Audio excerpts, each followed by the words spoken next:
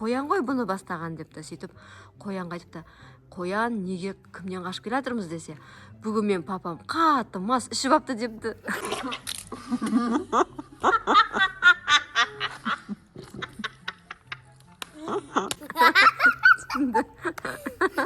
Мысыққа барып кыс депті.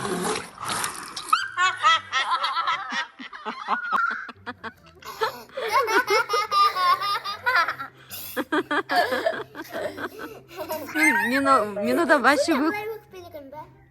Иә, тура солай.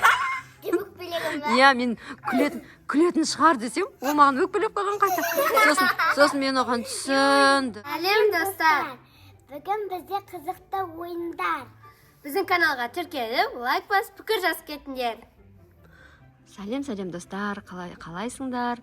Бүгін біздің ойынның шарты, екі ойыншымыз ауыздарына су толтырып, ал мен бір қызықты анекдоттар айтамын, күлкілі. Бұлар сол анекдотты соңына дейін ауыздарынан суды төгіп алмай, тыңдап отыру керек. Кім анекдотты соңына дейін тыңдай алса, аузынан су шығармай, тыңдап отырса соңына дейін, сол ойыншымызға бір ұпай. Кім көп ұпай жинайды екен? Ал көрейік. Сен ба, Амина? Зере?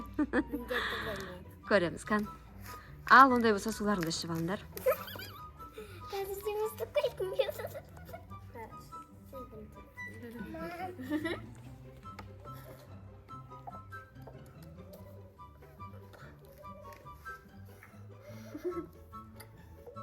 Кән, іштіңдер ма екеуіңде? Суларың тола ма?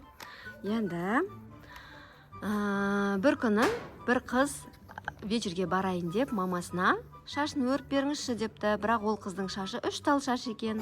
3 тал шашын өріп отырса, бір тал шашы түсіп қалыпты. Сөйтіп ол айтыпты, мама қоя беріңіз, мен түйіп бара салам депті. Сөйтсе 2 тал шашын түйіп атса, тағы бір тал шаш түсіп қалыпты. Сөйтіп 2 тал шашын түйіп атса, тағы да бір тал шаш түсіп қалған екен, енді бір-ақ тал шаш қапты. Сөйтіп, ойбу, қызым, не істейм енді, бір тал шашын қалды ғой десе, мама қоя беріңіз, жайып бара салам вечерге депті. Сөйтіп, бір тал шашын жайып барыпты вечерге.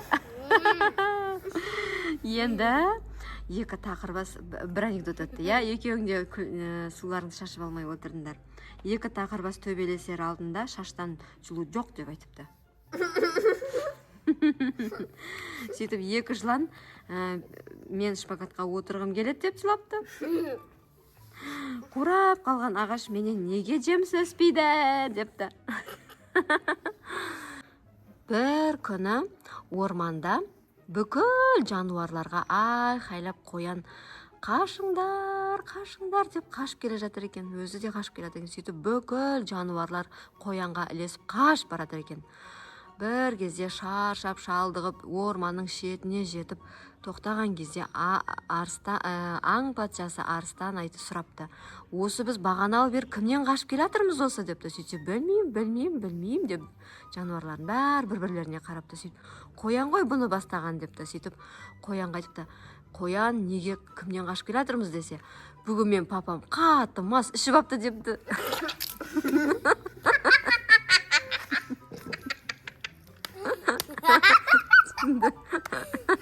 Амина, бір ұпай, Зере, соң бүкіл анекдоттарда. Ішіп қойған есі, Зереш? Ішкен жоқсың ба? Зере сізде бір ұпай. Жоқ, бір ұпай емес, Зере де білесің ба қанша анекдот айтқанымда? 3, 4, 5 анекдот айттым, 5 ұпай. 5 анекдот айтқанда да аузынан суды шығармай отырды. Мам, енді сусың? Жарайды, сен де Мединаға да су ішкізіп қастарына қойып қойыңдаршы. Сус. Мияқта су. Қой бер, ашинақ тұра бер, сен бойың кішкентай ғой. Ма онда берке. Ма мына столда. Қастарына отыра ғой. Көрініп жатырмын ба? Көрініп жатырсың. Су іше ғой. Анекдот айтқанда күлмей отыру керексің, Медикош, естің ба? Ішіп қойма суды, шөлдеп. Міне достар, біздің қатарымызға, ойыншылардың қатарына Медина қосылды. Ал енді ары қарай тыңдаңдар анекдотымызды. бір ішіп алған есек мен единорогпын деп жылапты. Қасы жоқ қыздардың ашуланғаны білінбейді екен.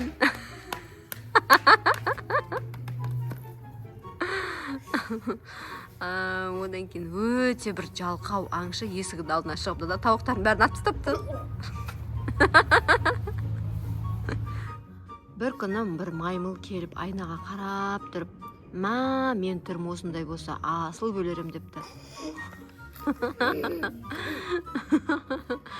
Сөйтіп бір есек келіпті да зебрадан сұрапты. Сендер қандай есексіңдер депті. Сөйтсе, военный есекпіз ғой депті. Сөйтіп бір күні тышқан ішіп алыпты да мысыққа барып кыс депті.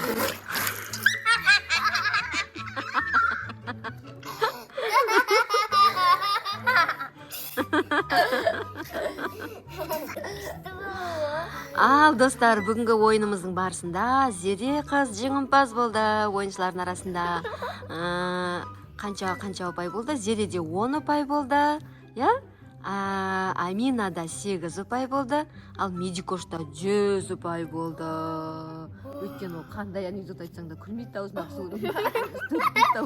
отыра береді. Айтпақшы қыздар, мен сендерге айтайын да бір қызықты. Осы ана зебра мен есек туралы анекдотты папаң айтып берген кезде папаң өкпелеп қалған маған. Не үшін қалай өкпелеп қалған?